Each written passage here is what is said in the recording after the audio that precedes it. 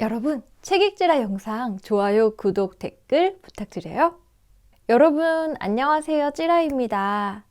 요즘 코로나 때문에 걱정이 많으시죠? 저도 코로나 때문에 집에서 방콕하고 있는데요. 가능한 회사에서는 재택근무를 많이 권유하기도 하고 또 약속이나 모임도 많이 취소되는 것 같아요. 저도 그렇고 그만큼 집에서 책 읽을 시간이 좀 늘어가는데요. 여러분들도 부디 조심하시고 가족들이랑 집에서 시간 보내면서 이참에 못 읽었던 책들도 좀 읽으시고 부디 이 상황이 안전하고 조속하고 차분하게 지나가기를 기원합니다. 저도 딱히 밖에 못 나가고 집안에만 있기가 좀 답답한데요. 그래서 지난번에 약속드렸던 산티아고 순례길 영상의 후속 스페인 여행편을 한번 소개해 보려고 합니다. 그때 좋아요 30개가 넘으면 후속 영상을 제작하겠다고 말씀드렸는데 좋아요가 훨씬 넘었더라고요. 여러분들의 좋아요는 저에게 큰 힘이 됩니다. 좋아요 꼭 눌러주세요.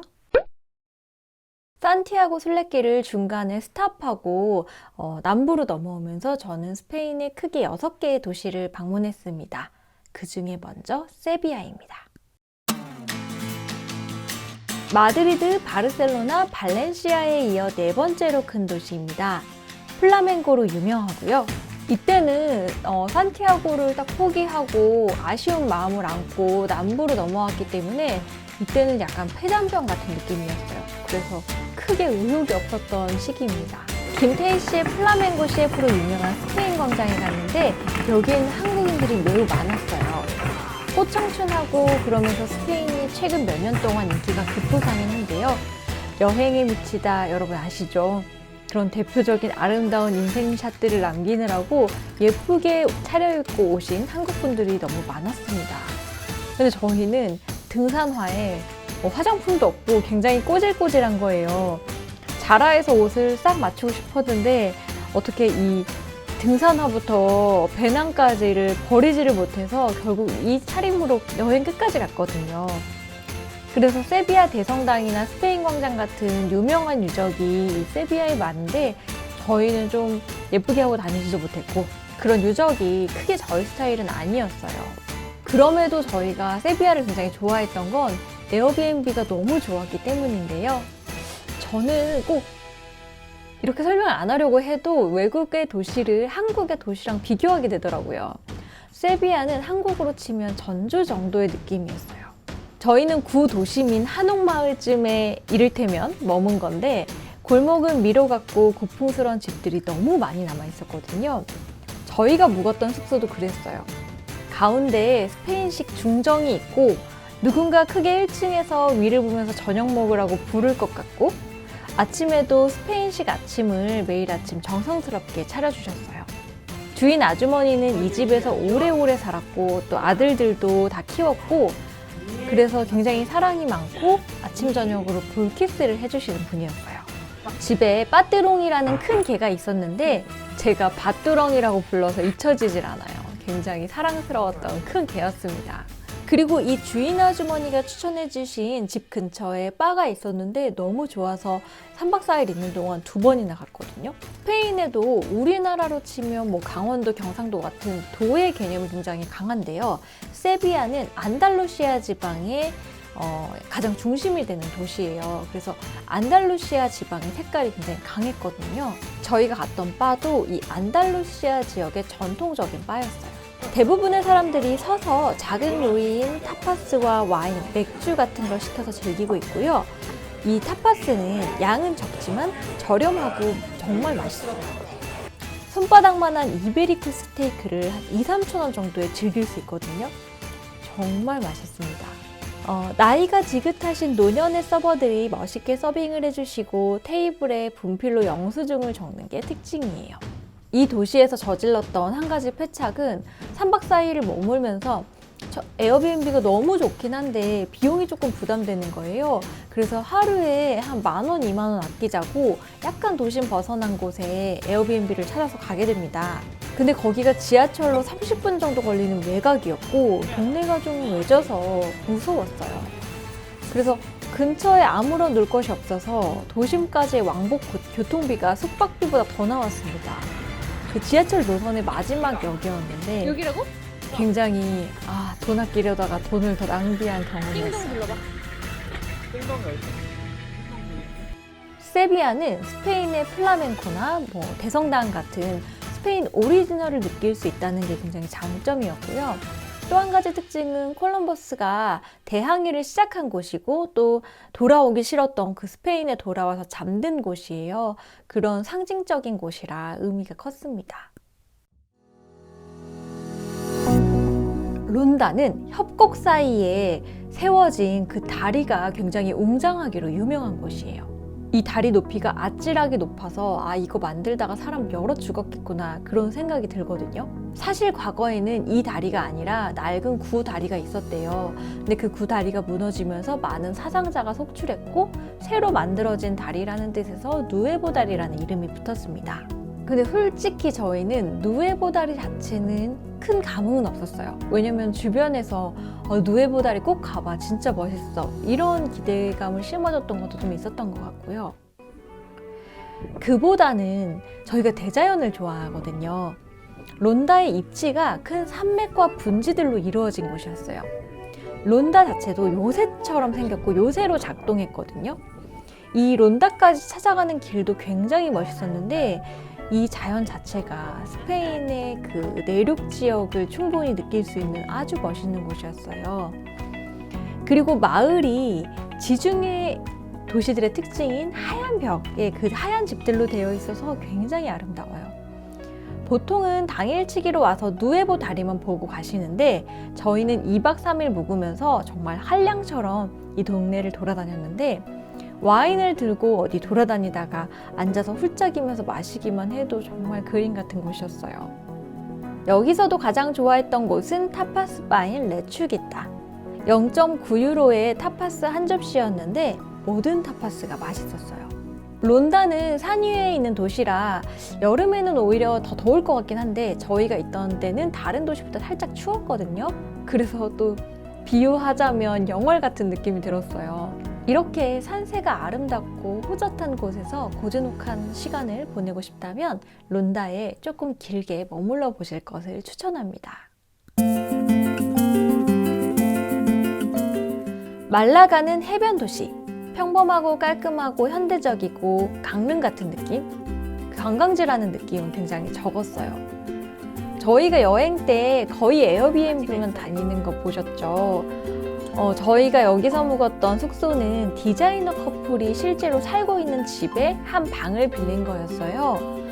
주방도 깔끔하고 이 친구들도 친절해서 여기서는 오랜만에 집밥을 많이 해 먹었습니다. 또 라임을 타고 다녔는데 이런 공유 전동 킥보드가 굉장히 잘 되어 있거든요. 자전거 길도 잘 되어 있고요. 그래서 저희는 라임을 대중교통보다 많이 이용했어요. 근데 비싼 게 좀 단점이었어요. 스페인이 지내면서 먹을 것은 굉장히 싼데 교통비는 체감상 좀 더 비싸다고 느껴졌던 것 같아요. 그에 반해서 먹는 거는 진짜 싸서 아침 식사로 크로와상이랑 초코 크로와상 많이 먹었는데 커피랑 푸짐하게 먹고 또 오렌지 주스 생과일 100%로 먹어도 굉장히 저렴했거든요. 아침마다 이 아침 식사를 행복하게 즐겼습니다. 혹시 아웃도어를 좋아하신다면 꼭 말라가에서 추천하고 싶은 곳이 있어요.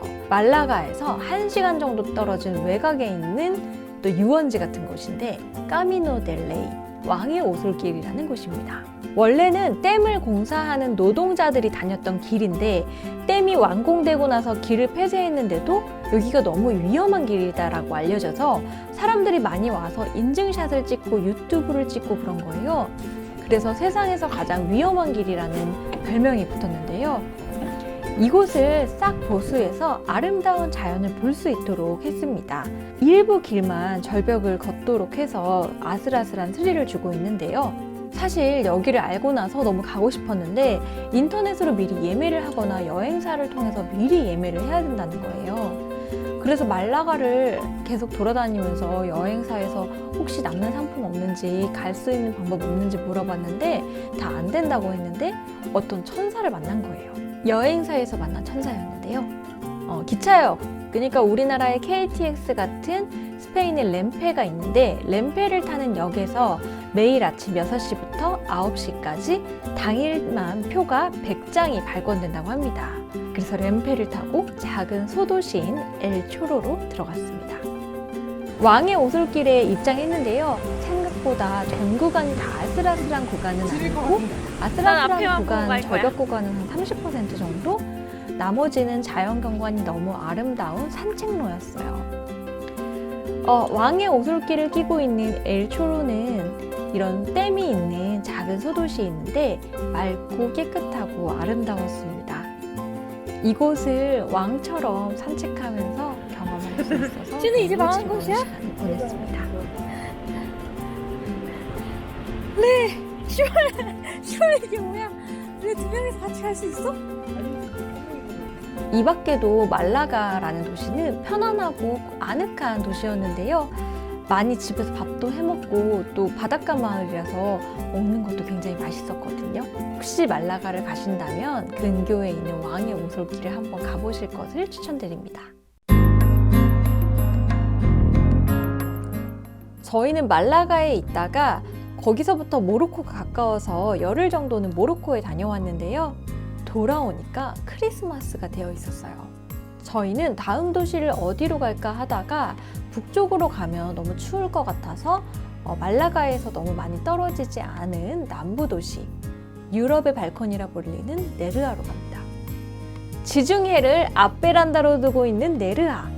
정말 작은 마을이지만 지중해 도시라는 느낌이 물씬 나고 그곳에서 바라보는 지중해는 너무 아름다웠는데요. 이 동네는 물가도 싸고 숙박도 너무 잘 되어 있었어요. 물론 여름에는 스페인 사람들도 이곳에 와서 한 달씩 지낸다고 해요. 그래서 성수기엔 좀 비쌀 것 같은데요. 우리는 겨울에 묵어서 다른 도시에 비해서도 굉장히 집값도 싸고 먹는 것도 싸고 그랬어요. 깨끗하고 넓은 아파트먼트를 저희가 통으로 에어비앤비로 빌렸거든요. 이 집의 주인 아주머니인 알렉산드라는 근처에 살고 있었는데 7년째 에어비앤비를 하면서 한국인들을 맡다 보니까 이제는 김치를 직접 담는 수준이 됐어요. 한국어도 꽤나 잘하시고요. 직접 만든 김치와 요거트와 잼까지 주셔서 여기 네르아에 있으면서도 매 끼니 밥을 해먹고 심지어 밖에 안 나가고 넷플릭스 보면서 뒹굴거리고 너무 편하게 있었습니다. 한 달 살기를 해보니까요, 여러분. 좋은 점도 있는데 이렇게 여행에 대한 감흥은 조금 떨어지고 빈둥빈둥 한량처럼 되더라고요. 또 저희는 둘 다 프리랜서처럼 일하는데 이때 스페인 순례길 때문에 노트북을 안 가져갔잖아요. 노트북이 없으니까 점점 불안해지기 시작하는 거예요. 여기에 묵으면서 참 일하고 싶다는 생각이 들었던 것 같아요.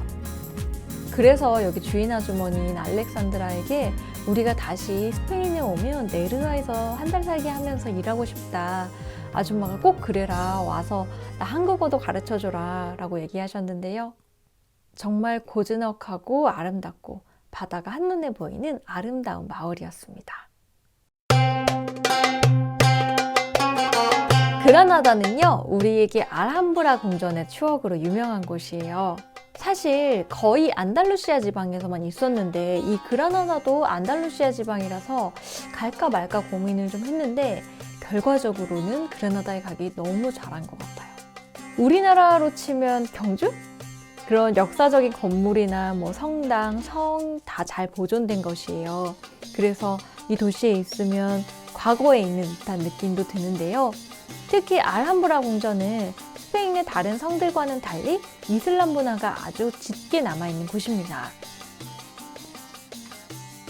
알함브라 궁전이 미리 예약을 해야지만 들어갈 수 있는데 저희는 비수기였던 것도 있는 것 같지만 밤 9시에 들어가서 쉽게 예매를 할 수가 있었거든요. 이것도 네르하의 알렉산드라가 알려준 꿀팁인데 여행사들이 밤 9시부터 12시까지 보통 다음날 표를 취소한대요. 그래서 전날도 충분히 이 시간을 잘 활용하면 예약을 할 수 있습니다. 알함브라 궁전은 너무너무 아름다웠어요. 저희가 모로코에 가서 이슬람 사원인 모스크를 보고 왔잖아요. 알함브라도 스페인이라는 느낌보다 더 이슬람 같다는 느낌이 강렬한 곳이었어요. 이곳에 켜켜이 남아있는 문화유산이 상당히 아름다웠고 이 왜 알함브라 궁전에서 많은 판타지 문학이 생겼는지도 알 것 같았습니다. 저희 에어비앤비는 알함브라 궁전의 바로 아래에 있었는데요. 아주 오래된 느낌이 물씬 나죠. 오랜 주인들이 켜켜이 써오던 물건들과 액자가 그대로 남아있는 되게 오래된 건물이었어요. 저희는 처음에 이 에어비앤비가 너무 좋은 거예요. 집은 낡았지만 그 향수가 묻어 있으니까 나도 마치 그 시대에 사는 것 같고 그런 느낌이 들었는데 둘 다 자다가 자꾸 가위에 눌리고 그 가위의 종류 꿈이 비슷하고 꿈을 자꾸 꾸고 몸이 안 좋아지고 아, 이 집이 운기가 정말 강하구나 이런 생각이 들었어요. 제가 뭐 딱히 귀신을 믿는다 뭐 이런 걸 떠나서 그냥 어쩐지 이 집에 누구랑 같이 있는 것 같은 느낌? 근데 사실 그렇게 무섭진 않았어요. 아, 그냥 이 집의 주인도 괜히 남이 들어와서 여기서 살고 있으니까 싫은가 보다 그런 느낌이 좀 들었고 밤에 잠이 자꾸 깨고 그랬던 것이 좀 힘들었던 것 같아요. 결국 창선님은 이 집에서 몸살이 났는데요. 저는 창선님을 두고 혼자 나가서 하루를 보내기도 했습니다. 타파스바에서 혼자 맥주와 타파스를 먹기도 하고 그라나다를 하루 종일 돌아다녔어요. 저녁에는 창선님과 거리의 흥청망청한 크리스마스 분위기를 즐기고 대관람차를 타기도 했습니다. 그라나다는 격조가 있고 낭만이 있는 도시였어요. 중년의 신사를 만나는 것 같은 그런 느낌이 들었습니다.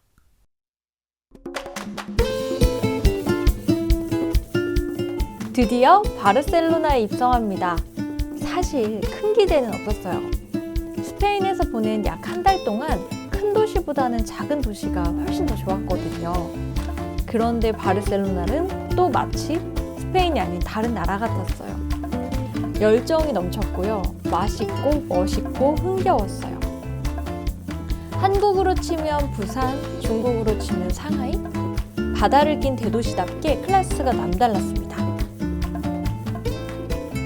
바르셀로나의 유명한 곳에 대한 자세한 설명은 생략하려고 해요. 워낙 바르셀로나는 다들 잘 아실 것 같아서요. 하지만 저희가 가장 좋았던 건 바르셀로나를 대표하는 두 아티스트 피카소와 하지만 저희가 가장 큰 감명을 받았던 건 스페인을 대표하는 두 아티스트 피카소와 가우디에게 엄청 큰 영감을 받았는데요. 피카소는 그 시대의 진정한 크리에이터였다. 독자들과 시대의 요구에 끊임없이 노력하며 부응했던 사람이었다라는 생각이 들었고요. 당연한 얘기겠지만 가우디는 정말 천재 아티스트였다. 인간이 할 수 있는 가장 아름다운 것을 창조하려고 했던 그의 영혼이 우리에게 깊은 울림을 주었습니다. 창작이라는 점에서 큰 공부가 되었던 것 같아요. 바르셀로나 물가가 너무 높아서 손이 좀 떨렸지만 타파스토어와 맛있는 해물 파티를 계속했습니다. 한 끼라도 더 먹으려고 위장을 꼭꼭 담았답니다. 아쉬운 게 있다면 날씨가 이제 추워질 것 같은데 저희가 옷이 겨울 파카가 없었으니까 주로 남부지방에 좀 많이 머물렀는데 바르셀로나에서만 카탈루니아 지방을 느꼈잖아요. 너무 좋은 거예요. 아, 카탈루니아 지방을 좀 더 다녀볼 걸, 특히 발렌시아 같은 도시를 가볼 걸이라는 아쉬움이 남았습니다. 사실 저희가 예정에 없던 스페인 여행을 그렇게 길게 한 거잖아요. 그래서 시간이 길어지다 보니까 이 스페인에 대한 정보도 좀 부족하고 시간은 많아서 굉장히 한량 같은 시간을 보냈는데요. 근데 그래서 훨씬 더 좋았던 것 같아요. 내가 막 봐야 될 게 너무 사전에 많이 알았으면 여기저기 여행 다니면서 찍으면서 다녔을 텐데 특별히 그런 게 없으니까 이 스페인 거리 그리고 몇 날 며칠씩 지내면서 사람들이랑 논에 읽고 인사 나누고 그런 관계를 사소하게라도 맺었던 것, 그것이 이 한량 여행의 가장 꿀이 아니었나라는 생각이 듭니다. 중간에 잠깐 말씀드렸지만 말라가에서 더 밑으로 내려가면 타리파라는 마을이 있고요. 그 마을에서 1시간 반 정도를 배 타고 지브롤터 해협을 건너면 아프리카 모로코에 당도해요. 저희는 또 모로코에서 열흘을 보냈거든요. 사막 여행도 하고 아프리카 문화도 느끼는 그런 계기가 됐는데요. 이 영상에 좋아요 60개가 달리면 3탄 모로코 여행편도 올리도록 하겠습니다. 제가 게으르게 영상을 올리는데도 여행 이야기 많이 봐주시고 좋아해 주셔서 감사해요. 저는 앞으로 1년에 한 달 정도는 해외에서 살면서 일하자가 목표가 되었는데요. 앞으로는 뷰티버가 아니라 여행 유튜버로 한 한 달을 살고 11개월을 북튜버로 살지도 모르겠습니다. 어떤 이야기라도 여러분들에게 유익한